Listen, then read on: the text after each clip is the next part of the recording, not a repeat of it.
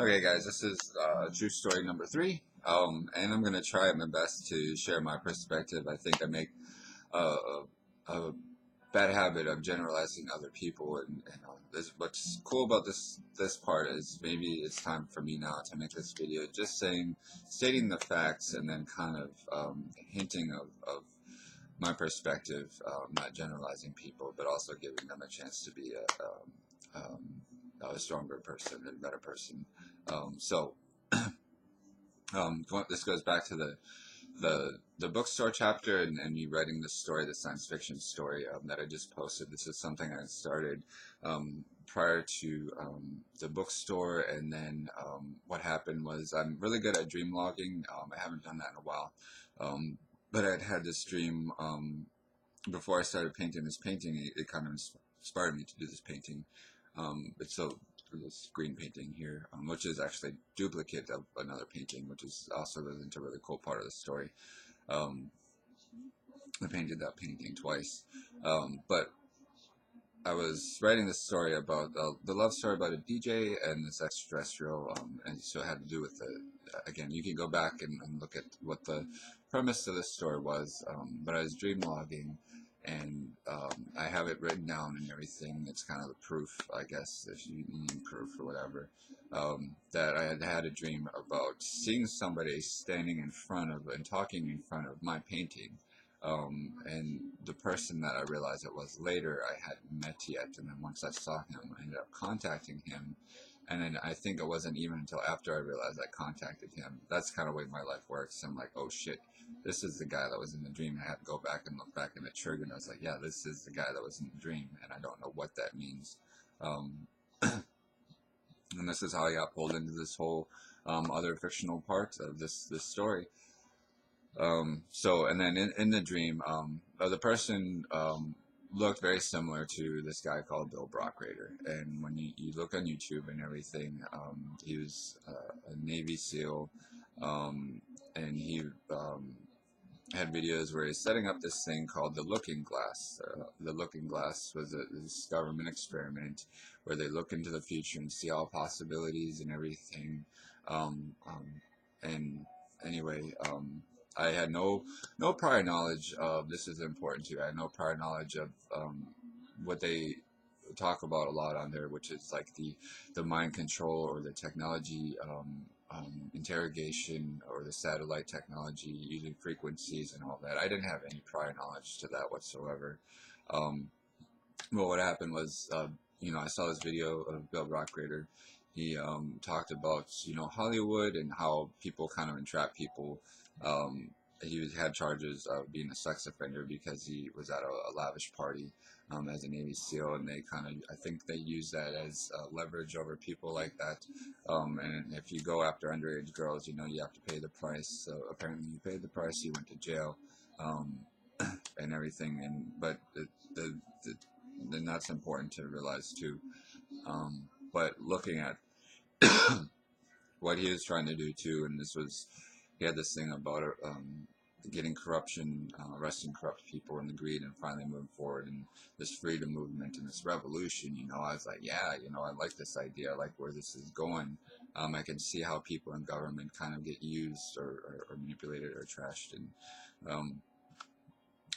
but they're looking for ideas and everything, and they said there'd be like this momentary silence where the commercials and television would inform people what's going on and how to deal with this, to kind of buffer over getting past any unnecessary conflict. So I really liked that idea. I really liked, finally taking care of the issues. That was his portion of the whole thing, was taking down, corruption, arresting people and everything. But now it just seems, with this administration and everything, and them posting things about Trump and everything, seems very misleading, and it makes me skeptical as to who they have aligned themselves with and why, which is, it's a healthy skepticism on my part. But what happened was I emailed saying, hey, listen, man, like something like that, it requires celebration. It needs like a flash mobs. We need a holiday. Make this a holiday to celebrate each year, where we celebrate music, the culture, the arts, where we remind ourselves to be human beings from the get-go in the first place. We don't have a thing to look forward to, where we have competitions that kind of go. Yeah, I didn't say this in the email, but this is what I'm saying on my behalf. Competitions to get people competing in the creative sectors and business sectors who can come up with the best businesses and the best ideas. And that's important. That's how we start sparking the creative portion and the constructive portion of society. But the flash mob part was the thing I said in there, the three-day holiday about music. And I never got anything in response.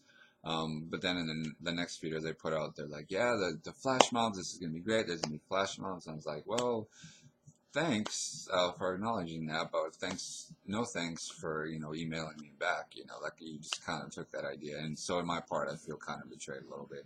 But then what happened is after I had contacted, that's when this technology bit started, and then what I realized was people that were led to this guy, Bill Brockrader, also experienced the same thing after contacting him, and then even. I don't know if it was actually his girlfriend Eva, or if it was him posing as her or something. But on Skype, I messaged her and I was like, "Hey, this started happening to me after I contacted y'all. Is this happening to other people?" And they're like, "Yes, it's happening to other people that contact." And in my mind, I'm like, you guys need to have a responsibility to say if anything is happening to you all and you can't explain it, and it's hurtful. And it's confusing and it's manipulative, they have to take the responsibility and say, we are sorry, we don't know, because they could have been involved with, they talked about this umbrella corporation, and we talk about the problems with corporations, and if they're actually working with the CIA, they mentioned working with the CIA, if they were actually the corrupt, or connected to the corrupt people, or this is a larger scale, just people being fed up through the whole fraction and ready to move forward. That's the best part, and that's, it doesn't matter which side. We don't politicize things anymore, because this is about the right people paying the price for robbing the American people of living a fantastic life here in the future, and you come together in the future. But again, so that's the true part of it. The premonition I had about him. So in my mind, I'm like, is he the enemy? Is he the person trying to take or steal the information from myself? Or is he being manipulated? Because he kind of receded from the YouTube videos. And again, so he was kind of got taken out of the picture. And I was like, where did he go? And what's he working on? He wanted to write this book, and he said he's popular. He wanted to write this book. And these are all writers that are in this community too. So I'm like, did I get pulled into this? He recedes, and then this technology bit where I get challenged and over-challenged to solve my way out of problems, and to solve using creativity to find the best and the best solutions. And then that being recorded and surveilled by other people, and them taking those ideas and pose that as their own. Is like a huge part of the trail, and this is my responsibility to say, if that's a possibility, screw we gotta.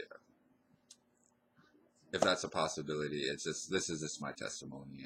It would come awfully suspicious if, everybody's writing a movie. If a movie comes out and it kind of steals a lot of the parts of this. It goes into super soldiers and everything too. But the thing is a problem-solving person. I think I got myself in trouble because I did see, like, you have the masked, you have the masked proposal that they put out there that this is what it is. You can be a part of this, and then once you get pulled into it, it pulled a lot of the spiritual community and the great thinkers into kind of a nightmare and being tested and challenged. And getting stalked or challenged by being interrogated and questioned, and it's interesting because I've been able to hold my own for the most part, but I've also been yelling obscenities at being pulled into this whole thing, but it's justified to an extent because this is about me taking control of my life, my situation, my story, instead of letting other people do that. So let's. And then I also sent a video, even with that, like if I had misdirected anger, I sent a video with with their name in the title and everything, saying, "Listen, guys, get at me, because if I'm putting the wrong energy, if I thought you guys were the con artists, you guys were the corrupt people, and I'm putting bad mojo, bad energy your way, I'm sorry." And I got emotional. I was like, "Listen, this is rough and this is tough for everybody." But it's, you guys have some, if you were involved with a Ponzi scheme, such as that, to get away with stealing other people's ideas, that's not even justifiable in any way, and they are the guilty party. Um, but um, but besides that, this idea of fabricating, this rescue mission or the taking down corruption, even in a world of fabricating conspiracies and everything, it gets into a whole wide perspective. And then when you look at his description of the Lookingglass, was fanning out the realities, and then seeing which realities are going to work. That's exactly what happened after the fact of what he said, because after the fact, that's when the whole YouTube community started blowing up with the stories of the vampires and the conspiracy of the White Hats, Illuminati, the monarchs, the MLK Ultra, the super soldiers, the extraterrestrials of the different species, the morphing vampire, and all that stuff. That got put out, and then people got pulled in and started having the conversation. So then you kind of bring back, understand what I'm saying? So this is almost, he's Bill Brock Rader talks about having a high IQ and having high intelligence, and if I figured out that's what actually happened, was that it was a social media experiment on top of everything else, by putting out all these stories and these realities to see how people react with it. And they did politicize things with Hillary Clinton and Obama administration and Trump administration, and I don't agree. They talk about all kinds of things. So, but the point is you don't allow, especially you don't let the wrong people take credit. And then, if these are backstabbers and everything, you have a guy who's a convicted child molester, who took time. And then I look at this administration and I was like, well, if he's going to betray everybody, to align himself with somebody else who's accused of the same thing, and this is all about them getting away with those crimes, that's pretty fucked up, because it's going to further enhance abuse in this world, and they talk about the opposite about child abuse and everything, and me being a gay man, which was interesting, his wife, after I got pulled into this, and this is the truth, think about a military guy who thinks he's so smart and so credible and so intelligent, but then a gay man, myself, kind of comes in like, aha, I caught you. I figured out part of what your plan is, and I see some of these other people. So they would, just like with this Obama administration, they try to bash everything into the ground that was created before. That thing started happening in this community too, to an extent, to disenfranchise the gay community, because then they started talking about, this happened after the fact, of me contacting them, and then solving some of these problems, to disenfranchise my character. I feel like it was an attack on the gay community and myself, when they started saying, oh, the gay elite are trying to indoctrinate children and make homosexuality more acceptable and all this other stuff. And that doesn't go beyond to say that there are some pretty screwed up gay and closeted men out there in the world that, in government, that could have. But that doesn't also excuse straight men who are terrified of gay people and their intuition and all I talked about. But so all these things considered, and then it was just strange when Eva Moore, she had somebody who was from the religious sector, coincidentally enough, a Christian man, bald guy. And he starts saying these things about 60, I can't remember the number, but it was absolutely ridiculous. It was something like 60% of people in the military have either been molested or sexually abused as a child. I see that as a false statement. I see that as a completely false statement, because um, um, that's absolutely ridiculous. I think you go in the military and be like, are you here because you were abused and everything? I don't think that's true. I think that was that pissed me off, to try and put the blame, especially saying that military men were sexually abused by men. And that's why they're in the military. Screw you. Seriously, from the bottom of my heart, screw you for saying that, and to try and um, um, pin that on the gay community. Or, and the thing I see too, if these are pedophiles and everything, that's not the gay community. That's an illness, that's a sickness, and that threads on both sides, especially when we look at the fact that those facts weren't brought to the surface, that the majority of pedophiles are always straight heterosexual men who are close in the community or close in the environment or close in the family, and that wasn't brought to the surface in the cameras, and that really pissed me off. That it was kind of a side swipe to distract from what is really going on in the world, and truly, how deeply, and you have a Christian person here trying to blame gay people. When we look at reality too, it appears now that all these stories come to surface about sexual abuse and everything is coming from mainly a large portion, probably 60% of the stories about pedophilia in the Christian community, getting caught with underage boys or underage girls. So I'm going to say another screw you to that, because those are the things that are coming to the surface, as those people who try to doth protest too much are the ones who are bubbling to the surface as the guilty people. So I hope, even if this bubbles to the surface, that can be considered and reconsidered and brought into the storyline that they're trying to achieve. And I don't know why they're kind of praising Trump, or I don't know. But the whole point is, if anything's politicized here, that's the weaker person politicizes anything, I think, at this point, because politicizing things creates sensationalism, it creates division. So I have to take the upper hand and say, look at everything, reading between the lines. When you have a sensationalism on both parts, get rid of those two parts, and then look at this, so we can bring this to the surface to the rest of the country and move forward with that.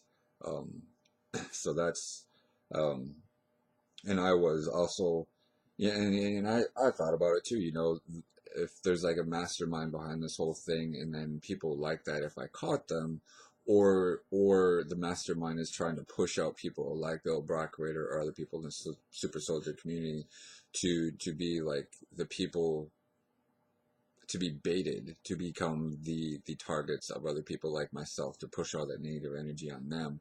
That's pretty screwed up, and I want the truth to come to the surface as to who is actually manipulating or lying about all this information, because it's doing nobody any good. So, and like you'll see in these other videos too, these are all story writers. These are all guys who, a lot of it has to do with insecurities, a lot of it has to do with imagination, a lot of it has to do with paranoia, a lot of it has to do with stories. What I don't understand is all this new information keeps coming out, but you can track information to the source, and if they witness things, or they witness certain atrocities in humanity, why can't those things be backtraced and investigated and those people be caught? Because everything has a paper trail, especially with emails and videos and everything like that too. So it's not really addressing the true nature of investigation skills, and putting out all these nightmares to the population to see how they respond, if they're susceptible, if they're gullible to it, is absolutely ridiculous and transparent when I look at it. And Bill Brockrader, of course, he said, here's another thing that was funny. He said, he was, worked with Area 51, and he met an alien, and the alien told him that we're all going to be enslaved by humanity and all this other stuff. And then when I look at the whole broad perspective of what actually happened, what I believe is, the enslavement and entrapment, using this technology to put paranoia into people makes people feel entrapped. So I think what happened was actually humans and military people, that lured people into this storyline, to make them feel trapped, or as aliens messing with them. Like, depending on your perspective, what you believe, you'd see it as aliens or projection, astral projection. They talk about that a lot. Or, but on the reality part of it, what's more realistic is the experimental part about using technology that puts frequencies and stuff to make people a little paranoid, and then seeing how they deal with the situations and manifesting the results of the problems and the solutions, mainly the solutions. And So I think that was kind of another like lie. I think I'd caught him in, and that gets spread to him. So then they'd be like, "Oh man, he just caught you in a lie. You better start working. Start working, getting busier, get busier, and on covering your tracks and all this stuff." And that's bullshit. That's absolute bullshit. Because then that's them putting paranoia into them unnecessarily. Because I'm saying, listen, it doesn't matter whether you're caught or not. This is what I'm trying to do. Get out of my way, because this is the better part of life in reality. And you can be a hero even if you're trying to fake being a hero. There's still a chance to actually be the hero if you have that stronger part of yourself to confess that you were guilty in a larger scheme of things. But in order to move forward and do credit for yourself and have that valor and the honor and the courage, whoever you are, you got to step up yourself, and I'm trying to do that myself. So that's my kind of brief description of my experience with Bill Brucker, and that's what this you'll see in these other videos. It's strange because a lot of these ideas were taken and reiterated in these videos, but they have this thing of making sure you're still pushed out of the whole situation, so you're not actually involved, and there's not actually any proof of you being involved with this whole situation, or that they contacted you. You know what I mean? And that's a smart way of doing it. It's pretty tricky, but when I see onto that, it gets into a lot of things. But anyway, I'm not going to sit here and conspire against myself. I'm not going to let other people conspire against me, because I'm visually intelligent. I am creatively intelligent. I know that for myself. That is a fact. That's a fact. I'm the quiet little crouching tiger. And when you get in those conversations, it will come back to you, especially when attacking the gay community and blaming the gay community.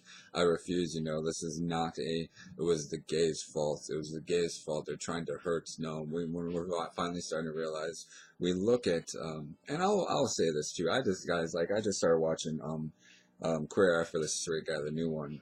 And this, at first, even me, I'm not a fan of like the yes, yes, bitches and stuff like that. And at first I was watching, I was like, oh no, is this going to be one of those?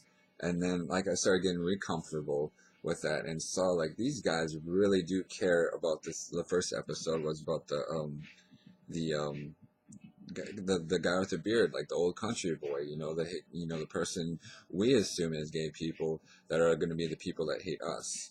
And then he ended up, after they actually cared and they saw, like, they used their intuition, like, man, you're doing this because you still love your past wife and you want to do this for her and everything. And they caught on to that and they really tried to help and step up, and they saw it and they picked up on it and they become that nurturing, no matter what the belief systems or the overgeneralized stigma in our community or the other community is. It was really amazing to see him. He was crying. He made friends. They took care of him. They reached out to him. They helped him improve himself because they gave a damn, because they do care. And they, and so it's really cool. And so that to me is showing too that we are like the gay community. We are the support system. Like, even with women and their lives and their relationships, we're here to listen and to comfort. And I'm not the best at that myself, and I really am trying to be that emotionally aware and being that hugging homosexual. I'm one of those gay guys who's, I'm not the one that always go up and hug and be that affectionate right off the bat, and I need to start doing that because that reflects who I am and what I'm trying to do in this world. And so that's a goal of mine, is be a, hugging homosexual. I don't know, but so what I'm trying to say here is this being afraid of the gay community too, and the empathic abilities, the healing qualities, the openness, the all of that stuff is all inclusive in this whole thing, and we are not the enemy. So like, again, but it's almost like the other side may not have understood that. Maybe they drew these conclusions. These conclusions were drawn a long time ago, that we're trying to take over the planet and everything. Come on, guys, like the gay elite taking over the planet. I don't really think that's the case here. I'm like 100% sure that's not the case here. This was kind of like a fear that was putting into them and challenging them to see if they can become a stronger person, open their mind and their hearts. Like, there's so much going on in this world. If we take a second look and a second opinion at what's actually going on here, maybe we can start building those bridges of understanding. And it's a really cool thing that can happen in this world. Um, but then it's still in a competitive world, and in the government and conspiracies and everything, it gets into intense conversations that need to happen. And so for Bill Brockridge, I'm just like, man, where are you? Why aren't you out there speaking your mind and putting your story out? Is this all because you received and recited because you're caught and you're busy working on this, great story, or did somebody else rob you of your dreams or what you're trying to do and accomplish? And then how do we get to the bottom of that, and how do we come to a better conclusion and working together to expose the best and the brightest parts of ourselves? um, you know so that's what I've dealt with for a while, is seeing people as enemies and like monsters. Like, I've seen like the worst sides of people, saying the worst things, the worst threats, the endangerment, all that stuff, but knowing that it's not necessary. If um, it's just not necessary. So much of this is unnecessary, because putting out all the problems in the world and all the fake stories in the world, to cause problems and be the troublemakers and everything, only to pull back and pull in the information, and to ostracize me, because from the very get-go I said none of this was necessary, none of the division. Sure, darkness has to bubble to the surface. That was important too, and that's why all this is happening. But then those people that actually do have ill intentions and ill prerogatives, become accountable for, and we know that the safety net gets removed when they try to take accountability, because they realize that they were the ones that put themselves in that position. And that's kind of the justice too.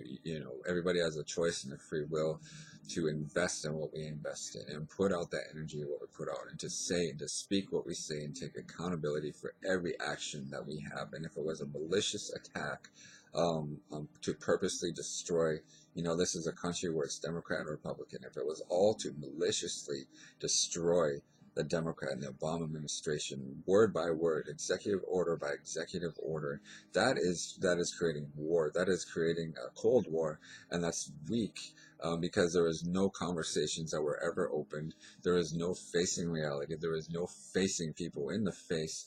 When you're questioned and then you turn around and you walk away, you just, oh, fake news, I'm going to walk away. I'm a man. I just defeated that conversation. Give me a break, dude. You got to have the balls and that manhood. If you have the cojones, to speak your mind and speak where you come from, you don't walk away like a coward and say, that's how I just pleaded the fifth, so I'm great. I'm fabulous. I just defeated, I conquered that situation. No, you didn't. You did not, because you didn't speak your mind. You didn't speak your heart. You didn't, as a man facing reality and facing your own fears, you face those fears. You have people question, interrogate you. You answer those questions in detail and express yourself, explain yourself. Not just, we did this as an executive order just because. You say why you did it, and then say, okay, that's why you did it, but explain how you plan on implementing and how it's going to help. And if you don't have a conclusion that is actually going to help and benefit people, even on your own side, I feel like the Republican Party, or not the Republican Party, this administration is hurting their own people and making their own people poor and more divided. I don't like that, and that was not necessary. But it's, again, these mirrors are being turned on ourselves. If you can't face yourself in the mirror, then you're not worthy to be leading this country or have a part to do with this country. I'm sorry, and you have to come to that conclusion and face that. But that's not my responsibility. Again, I feel like a huge part of this too was this conspiracy and this con job was to. I sit here and claim, yeah, I have the solutions and all this other stuff, and well, you got to put that out there, Chad. You gotta be that person. But at the same time, for me to be the person to go after this administration and go after the corruption, and that's not quite my job. For me to stay alive is to put my best foot forward. That is me. I'm not going to get baited out to be the person to take the fall or the blame for something somebody was already trying to do, just so they can come, something would happen to me, I'd get shot or killed or assassinated or some stupid thing like that, and they'd be like, oh, too bad, I guess that happened. Oh, but let's celebrate everything he was trying to do in the first place and accomplish. That's a bitch move. Like, that's a total bitch move. So anyway, so I gotta hold my own, um, put this out there too. This is it. Um, and again, too, if a gay bashing and everything had anything to do with it, people grow up and people learn that gay bashing makes you look ugly, dude. It makes you look ugly, and then it puts a stain in your own relationships, especially when you talk about femininity and woman and nature and celebrating that and empowering that. It doesn't matter, when it comes. Well, it does matter, empowering women, but the gay community is also the feminine energy and the transgender community, and then you have a masculinity even on the gay culture too, that makes it so broadly. The broader it becomes, the easier it is to deal with. The more enclosed and encaged, and let's get them, they got us, and it just becomes this unnecessary arguments. And so this is my testimony to you all. Again, I don't like to judge other people, but you can kind of draw your own conclusions. Like, I really do think that's what happened is people were misled to this thing, and then you have like the MLK Ultra, the super soldiers. Think about that with the super soldiers, where all it is this technology bit too that I keep talking about.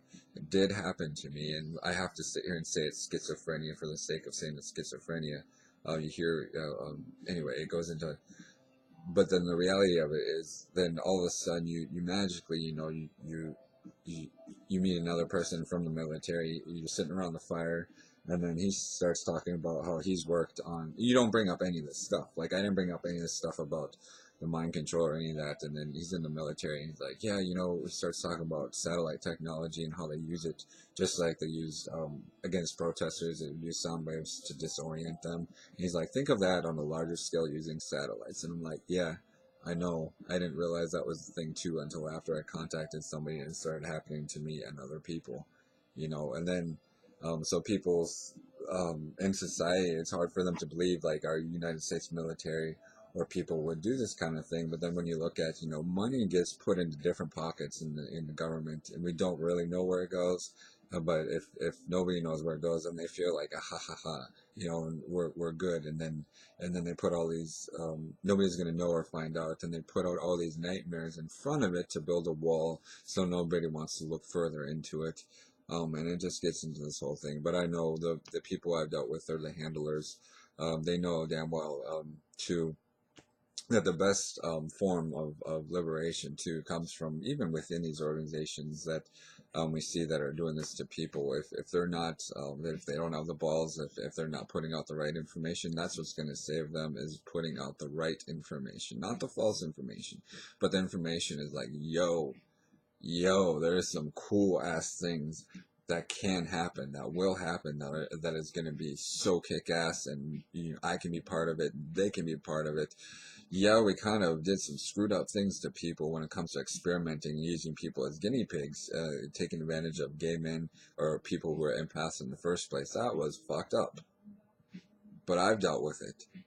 And those were challenges in my life. I had to deal with it. I had no choice. I had absolutely no choice. And I dealt with it. So they can deal with, the reality of things, it's hard for me to explain and express myself for that, but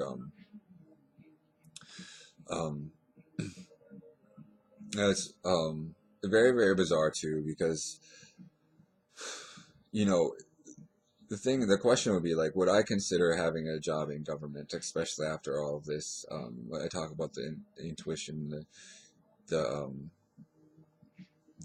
double agents, the spies, and everything, and you know, the honestly to God, like the professionals and people out there in the CIA, FBI, they would talk to me and stuff, and that would be probably a profession that I could consider, which would be kind of cool, as long as I still was able to do the things in the creative sector or anything, because that's important. That's a balance.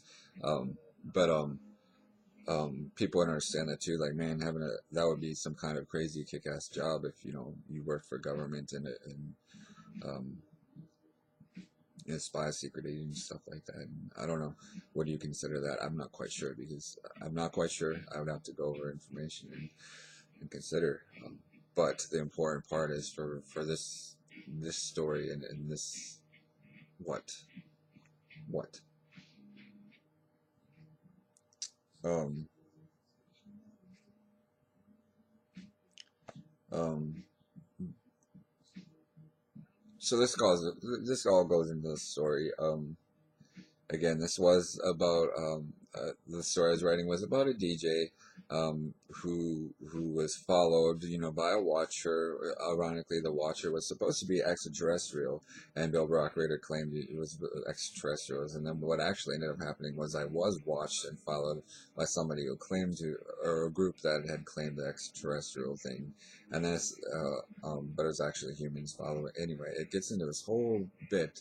Um, um, And what's interesting too is when I first started writing this whole damn story, guys, the first chapter it was a dream sequence, and I had no idea about what this could mean here in the future. And but it was people running up a hill in a village, and people were pouring down barrels of oil to prevent them. And there was like oil executives, and everything on the top of the hill trying to prevent people from getting to the top of the mountain. But then what actually happened was the top of the mountain. Um, um, or no, out in the ocean, this phoenix kind of rose out of the waves, and this music started going, and this response of music in the clouds was getting everybody to just chill out for this little war that was going on, and then this because it paralyzed everybody, just like, yo, this what's going on? These are some beautiful. The waves start coming up, and those are the wings of the phoenix. And when the phoenix starts, and it puts out like these echo chambers of energy that destroyed this ball of energy, a satellite. And what I know now is like destroying the satellites that were responsible for um, doing this to people. Could be part of the story too. That was the main point. Because there's no more need for this kind of to do this to people anymore. It's an awful thing to do to people like myself, and make me look crazy. But me sitting here having open conversation, saying it sucks that I have to sit there and say I'm schizophrenic. But then when you look at the whole thing, it's kind of like, damn, dude, like even the on the large scale of things, people are like, the things add up. Like, it's quite 100% possible that this was something that you were taking advantage of, and people trying to take advantage of a good person. So that's a huge possibility. But I have to sit here and say I'm schizophrenic, and that's what's stupid. And then there's the people saying, "Oh, you're delusional, man," and everything else. But what's funny is those people, even strangers I've shared these stories with, are like, "Yo, like that is some crazy stuff. That makes sense. That happened. Are you kidding me? Like, what is going on? And so it just keeps going into that.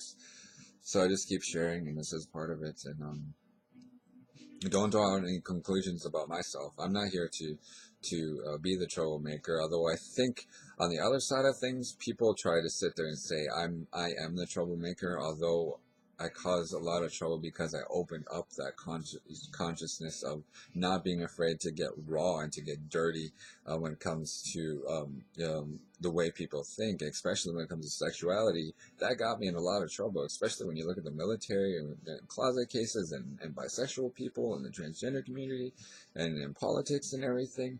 It opened up this door of understanding, but you have to spearhead those issues instead of shying away from those. And I'm a shy guy to begin with, so people to be like, I don't know what conversations you had, but it did have some sort of impact on these people. Um, and I use humor in the whole thing too. I'm not a very funny guy, but humor got me through the whole thing.